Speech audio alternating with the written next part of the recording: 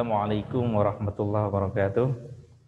Alhamdulillah wassalatu wassalamu ala Rasulillah Sayyidina Muhammad ibn Abdullah wa ala alihi wa sahbihi wa mawalah amma ba'du. Alhamdulillah kita ditakdirkan kembali untuk mengikuti mata kuliah Filsafat Hukum Ekonomi Syariah. Pada pertemuan ketiga kita membahas tentang sumber-sumber hukum ekonomi syariah. Apa saja sumber-sumber hukum ekonomi syariah? Kita akan membahasnya pada hari ini. Kita harus membahas tentang klasifikasi hukum ekonomi syariah, klasifikasi sumber hukum ekonomi syariah, bahwa ada dua. Pertama adalah mujma' alaih, jadi ada hukum ekonomi, sumber hukum ekonomi syariah yang mujma' alaih, artinya disepakati oleh para ulama. Kemudian ada sumber hukum Islam yang masih mukhtalaf fi. Mukhtalaf fi di sini adalah masih terjadi perbedaan antara ulama apakah ini merupakan sumber hukum Islam, sumber hukum ekonomi syariah atau bukan. Kemudian sumber hukum ekonomi syariah yang mujma' alaih berdasarkan firman Allah Subhanahu wa taala, ya ayyuhalladzina amanu atiiullaha wa atiiur rasula wa ulil amri minkum fa in tanaza'tum fi syai'in farudduhu ilallahi war rasul. Jadi wahai orang-orang beriman, taatlah kepada Allah, wa atiiur rasul, dan taatlah kepada Rasulullah, wa ulil amri minkum, dan taatlah kepada pemerintah atau ulil amr. Fa in tanaza'tum fi syai'in farudduhu ilallahi war rasul. Jika terjadi perdebatan di antara kalian, maka kembalikanlah kepada Allah dan Rasulnya. Dari ayat ini mengindikasikan bahwa atiullah ini merupakan perintah kita untuk taat kepada Allah. Apa yang tertuang dalam Al-Quran. Sumber hukum Islam, khususnya hukum ekonomi syariah, adalah pertama Al-Quran. Berdasarkan firman Allah, atiullah.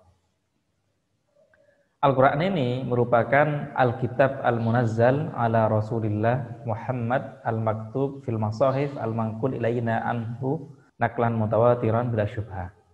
Jadi Al-Quran ini merupakan kitab, Alkitab Al-Munazzal, kitab yang diturunkan ala Rasulillah, atas Rasulullah yaitu Muhammad, Al-Maktub yang ditulis fil Masahif dalam mushaf-mushaf, Al-Manqul ilaina anhu naklan mutawatiran, yang dilahirkan kepada kita berdasarkan riwayat yang mutawatir bila syubhat tanpa syubhat. Dalam Al-Quran banyak sekali ayat-ayat yang menjadi sumber hukum ekonomi syariah, yaitu diantaranya wa ahlallahu al-bai'a wa harramar riba, bahwa Allah menghalalkan jual beli dan mengharamkan riba. Kemudian sumber yang kedua adalah hadis, berdasarkan indikasinya dari ayat wa atiiur rasul. Atiiur rasul ini adalah kita harus berpedoman pada hukum Rasulullah, yaitu yang dibawa oleh, yang ditulis dalam hadis. Hadis itu apa? Ma sadara anin Nabi Muhammad ghairil Quran min qaulin au fi'lin au taqririn. Ma sadara anin Nabi, sesuatu yang berasal dari Nabi Muhammad, ghairil Quran, kecuali Al-Quran, min qaulin, baik berupa perkataan, au fi'lin atau pekerjaan, au takririn atau takrir. Takrir ini adalah suatu pekerjaan yang kemudian diputuskan oleh Rasulullah. Misalnya ada salah satu sahabat yang melakukan suatu pekerjaan, kemudian Rasulullah mengiyakannya atau diam, maka disebut dengan takrir. Salah satu hadisnya misalnya Rasulullah bersabda tentang larangan ihtikar. Ihtikar itu adalah menimbun. An Ma'mar bin Abdullah bin Nabdah qala sami'tu Rasulullah sallallahu alaihi wasallam yaqul la yahtakiru illa khati'. Dari Ma'mar bin Abdullah bin Fadlah bahwa sami'tu Rasulullah, saya mendengar dari Rasulullah sallallahu alaihi wasallam, yaqul, beliau bersabda, la yahtakiru illa khati', tidak melakukan ihtikar kecuali orang yang bersalah atau berdosa. Sedangkan Imam As-Sabuni bahwa khati' di sini adalah orang yang salah. durhaka. Intinya adalah bahwa kita sebagai manusia dilarang untuk ikhtikar. Ikhtikar ini adalah menimbun agar dengan tujuan spekulasi sehingga mendapatkan keuntungan yang besar. Misalnya pada saat musim beras, berasnya itu ditimbun. Atau pada saat musim tembakau, tembakaunya ditimbun. Ketika sudah tidak musim, maka dijual. Maka ini bisa laku mahal. Atau misalnya pada saat krisis bensin, ada seseorang yang menimbun bensin, kemudian menjualnya pada saat suatu waktu dengan harga yang lebih mahal. Ini juga termasuk ihtikar. Kemudian yang ketiga adalah ijma. Ijma ini berdasarkan ulil amri minkum. Jadi ulil amri minkum ini merupakan indikasi bahwa ijma merupakan dalil atau sumber hukum ekonomi syariah. Ijma itu apa? Ijma itu secara bahasa adalah al-ittifaq atau konsensus atau kesepakatan. Sedangkan menurut istilah ittifaqul mujtahidin, kesepakatan para ulama mujtahid minal ummah al-islamiyah, dari umat Islam, fi asrin, dalam satu masa, minal usfur, dari beberapa masa, ala hukmin syar'iyyin, atas hukum syar'i atau hukum Islam, ba'da wafatin Nabi sallallahu alaihi wasallam, setelah wafatnya Nabi Muhammad sallallahu alaihi wasallam. Misalnya adalah ijma terhadap haramnya riba atau haramnya bunga bank. Ini merupakan ijma atau kesepakatan ulama bahwa para ulama sepakat bahwa bunga bank itu adalah haram. Kemudian setelah itu adalah al-qiyas, yaitu indikasi dari fa in tanaza'tum fi syai'in farudduhu ila Allahi war Rasul. Jadi ketika kalian berselisih pendapat, maka kembalikanlah kepada Allah dan Rasulnya, yaitu kembali dikiaskan dengan Al-Quran dan hadis. Apa yang dimaksud dengan kias? Kias itu adalah analogi. Ilhaku ma lam yarid, mengilhakkan atau menyamakan sesuatu yang tidak ada lam yarid fihi nasun, yang tidak ada nasnya, ala hukmihi, atas hukumnya, bima warada fihi nasun, dengan sesuatu yang sudah ada hukumnya, ala hukmihi, atas hukumnya, fil hukmi, dalam hukum, istiraqihima fi illati dzalik, karena adanya kesamaan ilat. Dalam qiyas itu ada beberapa unsur, ada 4 unsur. Pertama adalah al-asal atau masalah yang ada nasnya. Yang kedua adalah fara'. Fara' ini adalah masalah yang tidak ada nasnya. Dan yang ketiga adalah hukmul asli, yaitu hukum asal, hukum dari masalah yang ada nasnya. Dan yang keempat adalah illat. Ini adalah rukun yang harus dipenuhi, unsur-unsur yang harus dipenuhi dalam qiyas. Misalnya narkoba itu tidak ada hukumnya, makanya harus dikiaskan dengan sesuatu yang kira-kira apa illatnya. Illatnya adalah memabukkan. Maka cari kita hadisnya kullu muskirin khamrun wa kullu khamrin haram. Sesuatu yang memabukkan itu adalah khamr, dan khamr itu adalah haram. Maka khamr adalah asal, kemudian narkoba adalah fara', sedangkan hukum asalnya adalah haram. Maka illatnya di sini adalah memabukkan. Maka hukumnya sama dengan khamr dengan narkoba, sama-sama haram. Contohnya kalau kita tarik dalam hukum ekonomi syariah, seperti dikiaskannya riba dengan bunga bank. Riba hukumnya haram. Illatnya apa? Karena ada adanya tambahan atau imbalan. Sedangkan bunga bank sama. Menurut Abu Zahrah dan Wahbah Az-Zuhaili, bahwa bunga bank itu bisa dikiaskan dengan riba karena sama-sama ada tambahan, maka hukumnya haram. Komponennya kalau kita lihat dari kias, asalnya adalah riba, hukum asalnya adalah haram, sedangkan illatnya adalah az-ziyadah atau ada tambahan. Fara'nya adalah bunga bank, maka bunga bank sama juga haram, baik sedikit besar maupun sedikit itu haram.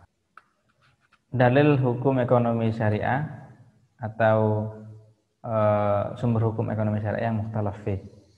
Yang pertama adalah satu dzari'ah. Satu dzari'ah di sini adalah man'ut tawassul bima huwa maslahatun ila mafsadatin. Memutuskan perantara yang berimplikasi terhadap mafsadat. Salah satu contoh satu dzari'ah, misalnya seseorang dilarang untuk kredit, menggunakan kartu kredit bagi orang yang konsumtif.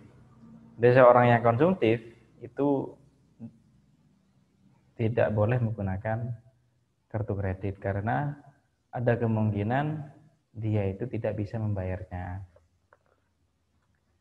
Kemudian uruf di sini ma ta'arafu alaihin nas wa tadahu fi aqwalihim wa af'alihim hatta sara dzalika muttaridan aw ghaliban.